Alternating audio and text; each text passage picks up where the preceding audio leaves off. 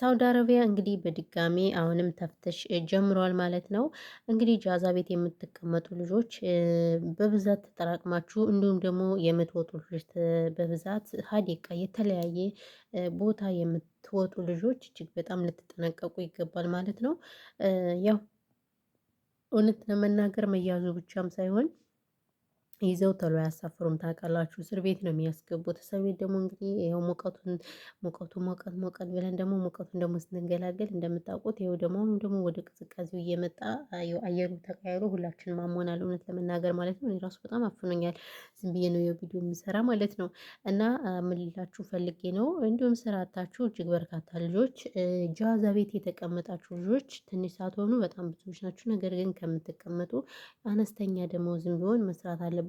ምክንያቱም አንድ ብር ማን ይሰጣል አይደለም፣ ከዛ የበለጠ የምሰሩትን ይቅርና ምክንያቱም አይደለም ተቀምጠን ነው እና የእውነት እየሰራን ራሱ ምንም ብሩ አይበረክትም።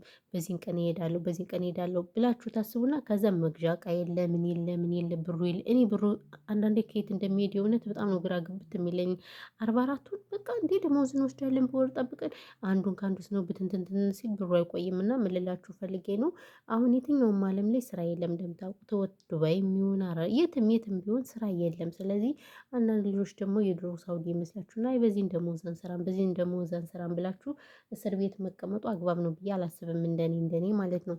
ሰላም ሰላም፣ ውድና የተከበራችሁ የቻናሌ ቤተሰቦች እንዴት ናችሁ? ደህና ናችሁ? ሰላማችሁ ይብዛልኝ የኔ ቤተሰቦች በመላው ዓለም የምትገኙ። እንግዲህ ዛሬም እንደተለመደው በአዲስ ቪዲዮ መጥቻለሁ ማለት ነው። ነገር ግን ይህ ቪዲዮ እንግዲህ በተለይ ሳውዲ አረቢያ ያላችሁ ልጆች እንድትጠነቀቁ ይጠቅማችኋል ብዬ ተስፋ አድርጋለሁ። ያው ቻናሉን እንኳን ባታዩት አንድ ሰው ቢያየውም እንኳን እንግዲህ ከ10 ሰው አይቶት አንድ ሰው ቢጠነቀቅ መልካም ነው ብዬ አስባለሁ። እንግዲህ ሳውዲ አረቢያ አሁንም በድጋሚ ተፍትሽ ተጀምሯል ማለት ነው። እኔ ምን እንደሆነ አንዳንዴ ግራን የሚያጋባን የእውነት እኛ ምንም መኖርም አልቻልንም፣ ሰርተን መብላትም አልቻልንም። በእውነት በዚህም ስነድ ማሳደድ፣ በዚህም ስነድ ሀገራችን ሰላም የለ።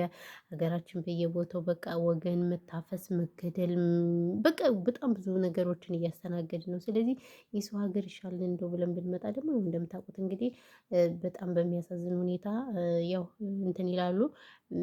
ይዘው እንኳን ምንም እንኳን ሀገር ባይኖርም እንኳን እስር ቤት ከሚያስቀምጡ ወደ ሀገር ባሳፈሩ ትልቅ ነገር ነው። ነገር ግን እነሱ ያው ወደ ሀገር እንደማያሳፍሩ ታውቃላችሁ። እስር ቤት ስለሚያስገቡ፣ እስር ቤት ደግሞ በጣም ከባድ ነው። የሚበላ የለ፣ የሚበላ ብቻ ሳይሆንም ብዙ ነገር አለ ታውቃላችሁ። እዛ አንድ አይነት ሩዝ ሁሌ በውሃ ብቻ የተቀቀለ ሩዝ ነው የሚወረወር እና ይሄ ብቻም ሳይሆን እንግዲህ ብርድ አለ ምን አለ የተለያየ ነገር ስላለ በጣም ከባድ ነው እውነት ለመናገር። ብቻ ይሄን ክፉ ቀን አሳልፎልን የእውነት ስደትን በቃ ብሎን ሰው ሀገር መሄዱን ትተን ምናምን በቃ በሀገራችን እንድንኖር ፈጣሪ ይርዳን እንጂ እንደው በጣም ያለው ነገር ጌታን በጣም ከባድ ነው ከሚባለው በላይ እና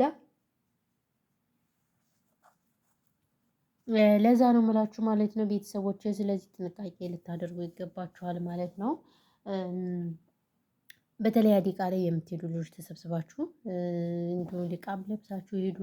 እንዲሁም ደግሞ ጃዛ ቤት ደግሞ አንድ ላይ በጣም ትምክምክ ብላችሁ የምትቀመጡ ልጆች ያው በርግጥ አንድ ላይ የምትቀመጡ ያው ለቤት ኪራይም ለምኑም በማለት እንጂ ማንም ሰው ጋር መጨመሩ በአሁን ጊዜ ከእናት ልጅ ጋር በማንስማማበት ጊዜ እንግዲህ ከሌላ ሰው ጋር ተጨምሮ መኖር በጣም ከባድ ነው። ግን ምን ይደረጋል አንዳንዴ ከባድ ነው። ህይወት እንዲህ ናት የእውነት።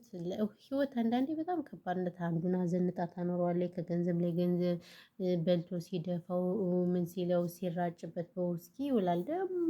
ደግሞ ስታዩት ደግሞ የሚበላው አጥቶ የሚተኛበት አጥቶ ደህና ቤት የለው ምናምን በጣም በችግር ላይ ሆኖ ታዩታላችሁ። እና አንዳንዴ አለም ታዳላለች፣ እውነት አለም አዳሌታ ናት። ስለዚህ ያው ይሄ ነው እንግዲህ ምንም ማድረግ አይቻልም ማለት ነው። እንግዲህ ቀን ያመጣውን ቀን እስከሚመልሰው ድረስ ምንም ማድረግ አይቻልም ማለት ነው።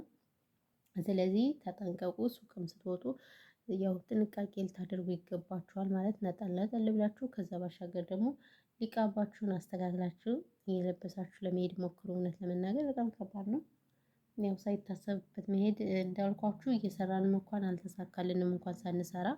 እንደኔ ግን የእውነት አሁን ብዙ ልጆች አንዳንዴ ምርጫ ትመርጣላችሁ ምናምን ይሄ ፈጽሞ ስህተት ነው። እኛ ስንመጣ ኢትዮጵያ መርጠን ልንሰራ አይደለም የመጣን፣ ተምረን ወይንም ቢሮ የምንሄድበት ስራ አይደለም የእውነት። ስለዚህ ያገኛችሁትን ሰራ ሰራ አድርጋችሁ አብዛኛው እኛ ኢትዮጵያውያን የምንመጣ ልጅ ሆነን ነው የምንመጣ። ልጅነታችን ሳይሄድ ወዛችን ሳይሄድ አገራችን ላይ ሄደን የራሳችን የሆነ ነገር እንደ እህቶቻችን ከፍተን ብንኖር መልካም ነው ብዬ አስባለሁ። እና ይሄን ሁሉ የሚሆነው ግን ስራ ሳንመርጥ ካንቺ ቤት ዋይፋይ አለ ወይ?